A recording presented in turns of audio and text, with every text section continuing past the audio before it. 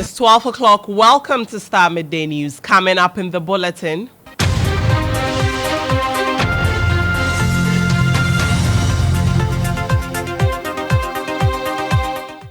Minority shoots down directive by President Akufo-Addo against sale of public lands, arguing the state's capture is already in full swing. We want to renew our demand on this government that before close of year, we will insist on receiving the full list of public lands. NDC flag bearer John Dramani Mahama determined to reclaim Hohoi's seat for NDC during tour of Volta region. There were 100, and when he counted, he realized that one was missing. And he went round looking for the one lost sheep. And when he found it, he did what? He rejoiced. Hohoi is the one lost sheep, and I've come here to look for you. We'll also bring you Mr. Mahama's humorous response to blunder by President Akufo-Addo and NPP's chairman Wontumi, insisting that the continuous mentioning of his name is an indication of how much they think about him. Out of abundance of the heart, the mouth speaketh. And so when the president goes and he's talking about his administration and he says, Akufo-Addo Mahama administration, oh, this is unpardonable. It means he dreamt about me the night before. Governance expert Professor Bafo Ajimandua describes as superficial most promises made by politicians ahead of the December polls.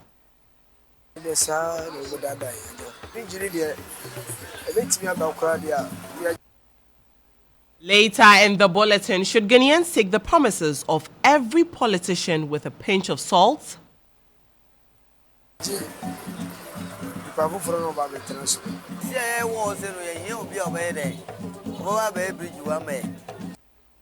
We'll bring you Peter Kwao Adato's report on the elusive Dambai Bridge.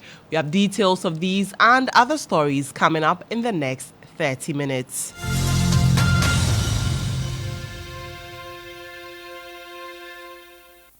Thank you for... Starr News is coming to you live on Ultimate 106.9 FM in Kumasi, Empire 102.7 FM in Takrady, Cool 103.5 FM in Ho, Ridge and Might FM in Tamale, Somali FM in Wa, My Star Radio in the USA. Also live on Facebook on Starr 103.5 FM and on starfm.com.gh around the world. This is Starr 103.5 FM.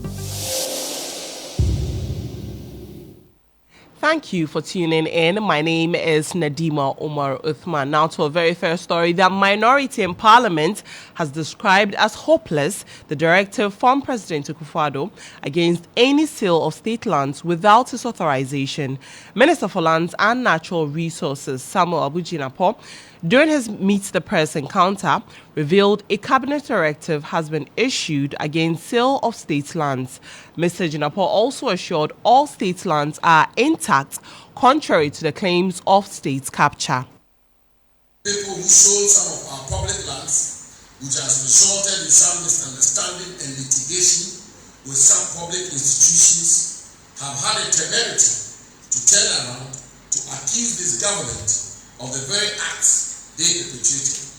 Fortunately, the records are still intact, and we know who sold these lands, which have been repackaged as evidence of state capture. In the spirit of transparency, the President of the Republic, His Excellency Nana Akufo-Addo, has directed the compilation of a list of all public lands that have been transferred, leased, sublet, or sold since the inception of the Fourth Republic on 7 January 1993. A dedicated team of men and women at the Lands Commission are working to put together this list, the details of which will be made public once the exercise is complete, and the Ghanaian people will have and make conclusions for themselves. But in a sharp rebuttal, Chairman for the Government Assurance Committee, Samuel Okudzeto-Ablakwa, argued the directive only confirms the state's capture revelations by the minority. The North Tongue MP cited the findings of a sole commissioner on state lands, Justice Oforiatta's report, which indicts some government officials to buttress his point. Ablakwa consequently demanded publication of a detailed report on the sale of state lands, arguing the cabinet directive does not address the problem. Even if we know that these are public lands and you sell them at market value, at competitive rates, and those proceeds come into the national coffers, at least we can use those resources if it's to build hospitals or to provide potable water or to assist with educational projects. There are so many things that this country needs urgently that we are losing on all fronts. So these lands are being sold. They have been registered as private lands, and we are not getting the proceeds. So individuals, miscreants in the system, collaborating with unscrupulous elements in government, are selling public lands as private lands, and they are pocketing the money. The money is not coming to the national kitty. That is how terrible this situation is. So we want to renew our demand on this government that before close of year, we will insist on receiving the full list of public lands vested in the care of the president on our behalf, because these lands belong to us. And any directive, we heard the lands minister say yesterday that cabinet has now taken a decision, the president has instructed that nobody should sell public lands without the knowledge of the president. Is that not itself an admission that a lot of these public lands are being sold without the knowledge of the president? Violation of Article 257. Confirmation of what the sole inquirer has found out, what Justice Oforiatta has found out. We are saying that this latest cabinet directive does not salvage the situation. It will not address the state capture that is going on, where we are losing assets, strategic assets that belong to the people of this country. Well, you just heard the North Tongue MP Samuel Ablakwa. Now, Ibrahim Alassane is our parliamentary affairs correspondent and was at this presser. I'm sure he has more details for us. Was the minority able to provide any evidence to back these claims of state capture? Of documents were presented. I'm sure anybody who has followed Samuel Okudzeto-Ablakwa and his exploits relative to documentations and their release on their social media handles will bear testimony to the fact that indeed some of these documents have been released to the public already via his social media handles. It talks about the fact that as we speak, if you look at the cantonment lands belonging to the Ghana Prison Service, there's a turf war between the Ministry of Interior, which has supervisory responsibilities over the prison service, and then also the lands minister relative to a parcel of the land that has been given out to a private developer. Again, he talks about the fact that there is a mysterious arrangement with another private developer to demolish all the structures belonging to the Ghana Prison Service, reconstruct them, and then give out some of those buildings to the prison service. Interior Minister came to Parliament to disclose this. A demand was made on Interior Minister to make the contract available to Parliament. According to Samuel Okudzeto-Ablakwa, as we speak, that contract, despite the assurance from the Minister of Interior, Henry Kote, has not been made available to Parliament. It goes further to talk about, of course, Alassane Suhuyini, the Deputy Ranking Member for Committee on Lands and Natural Resources, was also present at this press conference. He relates to the fact that in Samuel Abu-Jinapur's submissions yesterday, he related to the fact that some lands that had been sold, state land that had been sold in Tamale Metropolis, the president has directed that those sales be reversed. And so this, according to the minority, together with many other things that are related to, is evidence to the fact that indeed government and government officials have been selling these lands, sometimes on the blind side of the president. But IB, these allegations are not only, it's not synonymous to the NPP. During the tenure of the NDC as well, we had these allegations as well. And so, I mean, what was the minority, what do they intend to do? Because the Minister for Lands has already spoken. What does the minority intend to do? And that's a good question. So, for instance, yesterday, Samuel Abujan report related to the fact that some of the lands that the Nana administration has been accused of selling were sold under the Mahama administration. Samuel Abujan speaks to this and says it's a ruse. 1, 2, and that if indeed those lands were sold and they had not been taken possession of, those whom the lands were sold to had not taken possession of the land, it's well within the power and authority of the current administration to ensure that the lands are repossessed. And he cites an example of what the late President Mills did relative to the International Student Hostel land.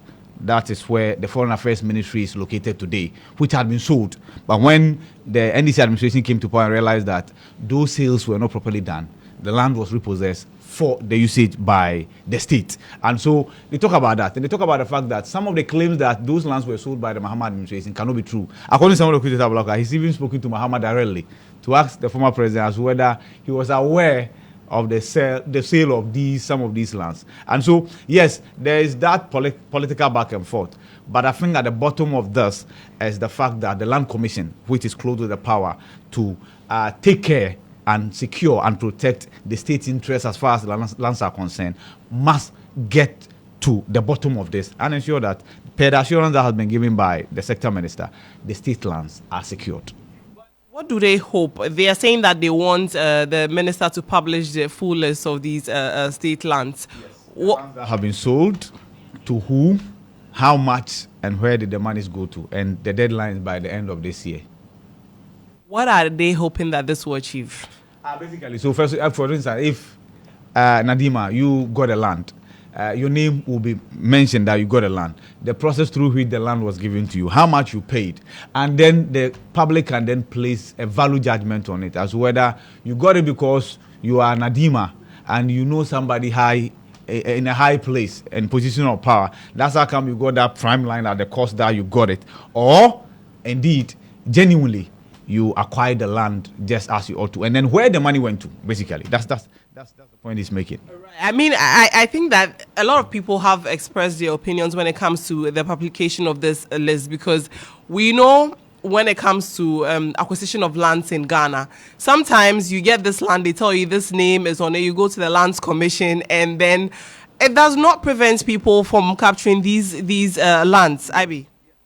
This one is relative to state lands, and there is a process. If government wants to cede its ownership of a state land, there's a process. In fact, if the land was taken from the traditional authorities, the law says that it must then go back to them. Just as Alassane Sweeney was talking about the Achimota Forest, which had some parcels given to the Owu family, right? The minority is of the opinion that the declassification of even the Achimota Forest through the new LI is what has given rise to what's happening. They contend that bulldozers have actually moved in to the Achimota Forest and then bulldozing its way through and then ensuring that there's development that takes place. So the demand for the publication, I'm sure, to the mind of the minority, is to deter others who have more or less like through a subterfuge, right? Through some underhand dealings, use their position of influence to acquire lands at prices that many would describe as ridiculous. Once the light is shine on you, I'm sure you take cover. All right. Grateful for those updates. Ibrahim Alassane is our parliamentary affairs correspondent. But away from that, flag bearer of the National Democratic Congress, John Dramani Mahama, is determined to reclaim the Hohoi seat to secure a majority in the next parliament. Despite winning the presidential race in the constituency, the party lost the parliamentary seat to Railways Development Minister John Peter Amewu in the 2020 elections. But during an engagement with the Muslim community at Adabraka Zongo as part of his 4-day tour of the Volta region, the former president expressed confidence that voters in Hohoi would return their support to the NDC, entrusting the opposition party with representation in parliament. My colleague Abdul Anan Adam reports. On day 2 of the campaign tour, John Dramani Mahama continued to garner substantial support in the Volta region. He engaged with traders at the whole central market, emphasizing his plans for economic growth and improved infrastructure. And so even though we know we're going to meet a mess, we have some plans that will stimulate the economy, especially in the Volta region. One of them is the Women's Bank. And so our mothers and our sisters who are doing business here, when you make your small money, you go and put it in the Women's Bank. And anytime you need a loan, you go to the Women's Bank, they'll give it to you at low interest rates. The reception has been overwhelmingly positive in Afajocho South, North Dai, South Dai, and Hohoi, where Mahama engaged with community leaders and addressed large crowds. A shepherd counted his sheep. There were 100. And when he counted, he realized that one was missing. Because when he counted, there were 99. And so he left the 99 and he went round looking for the one lost sheep. And when he found it, he did what? He rejoiced and was glad. Hohoi is the one lost sheep, and I've come here to look for you.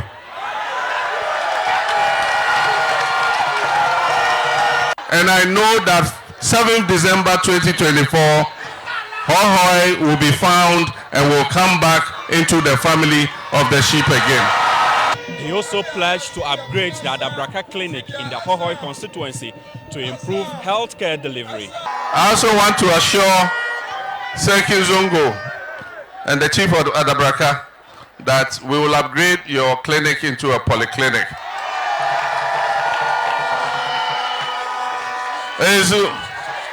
And with many residents expressing hope that his proposed policies would bring much needed development to the region. We don't have money to start a business.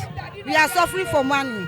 If you take a loan, interest is too much. As the tour progresses, Mahama's message of change seems to be gaining traction, setting the stage for a pivotal campaign in the lead up to the 2024 general elections. Reporting for JH1 News, Abdul Hanan Adam, South Dai. Let's get the latest from our man on the ground. Hanan, how are the residents responding to the former president's plan of this recapture of Hohoi? Well, it was a resounding welcome for the flag bearer of the NDC to every constituency, to every engagement that he has been to, especially at the market. The whole central market yesterday came to a standstill. Vehicles couldn't access the main road into the market because the former president was in that central business district of the region, connected with traders, business owners, amongst others, drivers, and the like. And so later we moved to the Hohoi constituency, where the people of the Hohoi Zungu community turned out in their number to welcome him to the area. He reminded them of what they had started and how the MPP led by the Kufuor government have failed to continue the legacy projects that were started under the John Evans Mills and his administration. And so today we visited the Adaklu market, of course, again, where the market women welcoming was an unannounced visit to that particular market, and the market women welcomed him wholeheartedly, and he assured them of his commitment to bringing on board policies that would alleviate their living conditions and their business aspirations. Of course, we also visited the new Adaklu party office, where the former president and flag bearer of the NDC commissioned that particular ultra-modern office complex for the Adaklu constituency. And currently, we are now at the Adaklu Senior High School, where the former president just clamors addressing a mini rally, and of course, a number of chiefs and people of the Adaklu enclave exchanging pleasantries with them, saying hello to students, teachers, amongst others. So he's assuring them of his commitment to resetting Ghana for economic prosperity. And of course, telling them how the NDC government under the 54-hour economy would bring jobs for the teeming youth who are unemployed in this particular area of the country. And of course, Nadima, one particular issue that is of concern is unemployment. And so yesterday when the Okada riders turned out in their number to welcome him into the Apajato South constituency, he reiterated his government's commitment, if voted into office, to commercialize the operations of Okada so that this issue between police and further riders will be brought to a halt. So a number of promises he's been making. Right. And of course, the people are also raising their concerns as we intend the NDC government to come to power and address those issues. Right. Grateful for those updates. Abdul Hanan Adam is our man with the former president currently in Hohoi. But still on the NDC, a recent blunder by President Akufo-Addo and the Ashanti Regional Chairman of the NPP, Bernard Entwi-Besiako, who mistakenly mentioned former President Mahama's name during a public address, has caught the attention of the NDC flag bearer, Eliplim Aoku, provides you with an update on this amusing era. How do you respond when your opponent calls your name frequently, especially when it isn't intended? What if it happens more than once or twice, and not by that individual too? Do you, like Will Smith, tell them to get your name out of their mouths? Or do you respond ironically? NDC flag bearer John Dramani Mahama is no stranger to making fun of his opponents, from imitating their speech to outrightly laughing in their faces. When we come, we'll give you one district, one factory. Ezu. Enye brofun kwa no muka slangs omo. Ye ka twimpo ye ka slangs. Ghana ye ya mobo dodo. When President Akufo-Addo, Bernard Entwi-Besiako, popularly known as Chairman Wontumi, the NPP's Ashanti Regional Chairman, and even Ochihene Nana Muetia Oforipenyin accidentally called out Mr. Mahama's name in public, or during media interviews, Ghanaians had quite a laugh.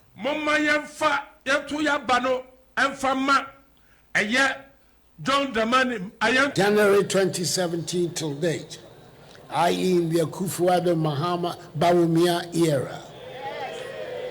Yes, you are free to interpret these gaffes however you see fit. But Mr. Mahama is very much aware that the NPP is thinking about him. The former president addressed these errors in a light-hearted manner. Out of abundance of the heart, the mouth speaketh. And so when the president goes and he's talking about his administration, and he says, Akufo-Addo Mahama administration, oh, this is unpardonable. It means he dreamt about me the night before. And it's not only him, even his chairman, Ashanti chairman. And so, was he speaking to you in English? It was in English, eh? So everyone should vote for John Dramani. Hey! You know, he also dreamt about me that night before. And so we can read their minds from what they are thinking and what they are dreaming about. And as the campaigns heat up, we'll be on the lookout for clues about who's thinking what. Interesting report there by Eliplim Aoku. But do let us know what you think. Do you think the current president is thinking too much of the former president, John Dramani Mahama? Do let us know. But away from that, governance expert Professor Bafo Ajimandua has described most promises made by political leaders ahead of the December polls as superficial. According to him, in a bid to hoodwink the electorate, many politicians are promising things that voters want to hear instead of focusing on what is crucial for national development. He fears that some of these promises will only increase government expenditure without a corresponding impact on development. Professor Ajimandua made these remarks on Morning Star. They are afraid to promise the critical issues that need to be done because in 4 years they cannot do it. And unfortunately, we have a citizen that is not overwhelmingly sophisticated. In the rural communities, they want to hear that you give me free school, you give me free everything. I mean, if Ghanaians have their way, everything will be everything free. should be free, including the clothes that you are wearing. People will appreciate that. Yeah, we're very excited about the free electricity and free water. Precisely. So they'll promise it. Yeah. But the thing is, this is not the first time they are promising this. I remember when the NPP was in opposition, Mahama was in power. They were referring to certain taxes as nuisance taxes. You remember? Yes. And promised to remove them when they came to power. Yes. Of course, they did remove some of them, if not all. But in the end, what did they do? They realized that they had shortchanged themselves in terms of revenue mobilization. So some other taxes had to come. So and they had replace to. those ones. Exactly. So if somebody promises, I will take up the e-levy, mind you that in power, they'll be hit with the reality. Even if they took the e-levy away, something else will come in to replace it. Because the government, as we speak, we are bankrupt, the country. So if you are promising things that still will take a chunk of your revenue, like making education free or making tertiary education free or first year free or whatever, it's money. Of course, you can cut the waste here and there, but I'm not sure whether cutting waste in government, if they have the courage to do it in the first place, will be able to sustain such a freebie that you want to give to young people. Time now for sports with Jones Haji. Hello, Jones. All right, so let's start off from some women's football. And women's Premier League champions Hazakes ladies fumbled in their second group game at the ongoing WAFU B Champions League qualifiers following a 3-0 loss to Edo Queens of Nigeria. The defeat makes things very difficult for Hazakes' chances of qualifying for the African Champions League, as they will stay bottom of Group B with just a point with one game to go. Emmanuel Mensah, assistant coach of the side, was very disappointed with their performance. We should have still kept a good shape, but we didn't. We lost concentration and conceded the second goal. Football is very chaotic. If you're conceding and you don't keep your head up, you keep on conceding. And I think the girls gave up too early. They should have still fight till the end, but they gave up too early. The other thing, yes, it's not the best. 2 games not being able to score shows that attacking-wise, we have not been that top-notch. It's unfortunate because that is not Hazakes standard. The 4th edition of the Ghana Women's Super Cup has been scheduled for the 21st and 29th September and will take place at the Ghana Man Soccer Center of Excellence in Pram. Now, 4 top teams from the Northern and Southern Zone will come together to make it an 8-team tournament. Mr. Ebenezer Lote, chairman of the Women's Premier League Super Cup Committee, has asked for corporate bodies to come on board to support women's football. He also believes that this year's Super Cup competition will be different and attractive. Sponsors will have a few on board, but we're still looking for many. The attention of women's football is not like the men's football. And so we want to drive that home, that women are equally as good and their football is equally as interesting. Currently, the FIFA president is pushing for equalization even for the women, and so it is a good thing. Our president of the GFA has also drummed it down. He has given the full support to women's football, and it has brought it up. And so we are also pushing that we get a lot more supporters, a lot more sponsors, so that the game will leverage and then we'll get the best out of women's football. People should be expecting a lot of excitement. The winner is supposed to get a cash prize and also a trophy. So is the second place and the third place. The winner gets the trophy. And the EPL is back tomorrow as now manager Mikel Arteta says his side have to set a new standard ahead of the new season. Now, speaking to BBC Sports, there was a 5-point gap between Arsenal and Man City, and then Arteta believes that his side know what they need to do to win the league this time around. Sure, that's what we've done, to improve those numbers becomes really, really tricky, but this is the level that is required to win this Premier League and with the competition that we have in the league. So every year is going to be harder, so we have to be better. We have to find margins in areas probably before that we haven't explored, and we all have to set new standards, and if we do that, we're going to give ourselves a really good chance. All right, that we all for sports. My name is Jones Aji.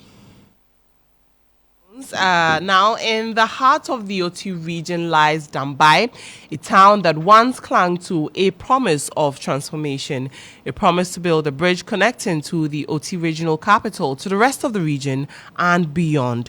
Join Peter Kwadato as he uncovers the story of the elusive Dambai Bridge.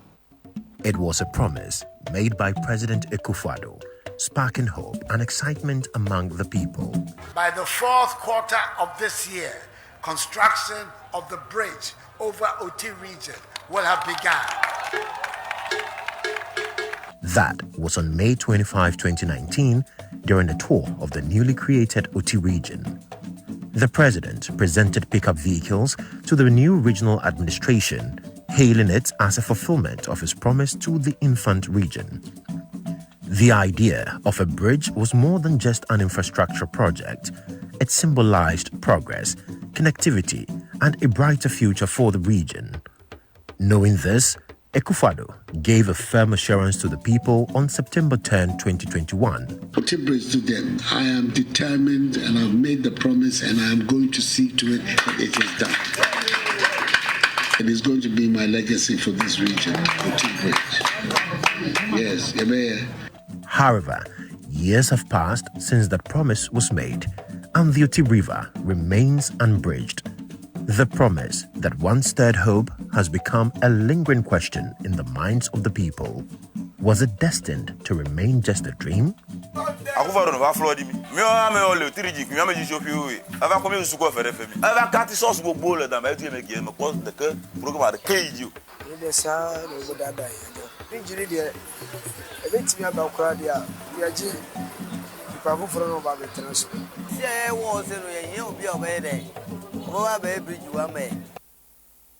We'll bring you the full report at 5 p.m. on Starr today.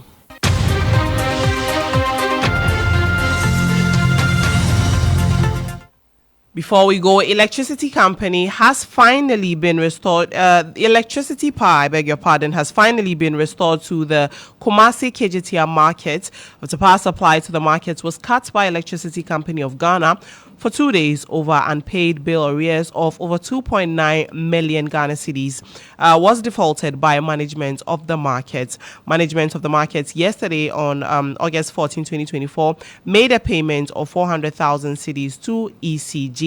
That is news coming in from the Ashanti region. And that's how we wrap up Starr Midday News. For more news, log on to starfm.com.gh. I am Nadima Umar Uthman. Good afternoon.